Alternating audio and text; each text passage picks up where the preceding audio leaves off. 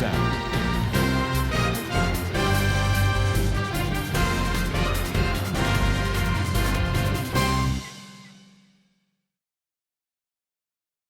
మన 9వ తారీఖునేమో వైఎస్ జగన్ ఏమో అన్వాంటెడ్గా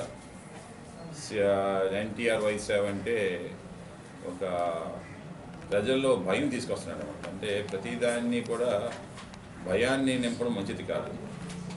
నమ్మకంతో నడుస్తుంది అన్నమాట జీవితం అనేది. నమ్మకంతో ప్రభుత్వాలు నడుస్తాయి, నమ్మకంతో రాష్ట్రాలు నడుస్తాయి అన్నమాట.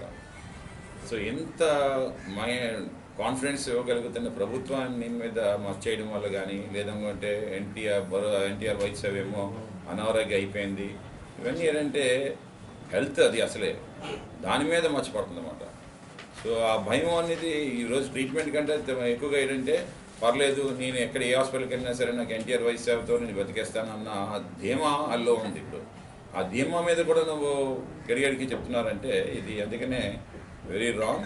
ఇటువంటి లీడర్స్కి బుద్ధి చెప్పవలసిన బాధ్యత కూడా ప్రజలందరికీ కూడా ఉంది. దీని మీద మేము సీరియస్గా కూడా టేకప్ చేస్తున్నామని తెలిసి తెలియజేసుకుంటాం.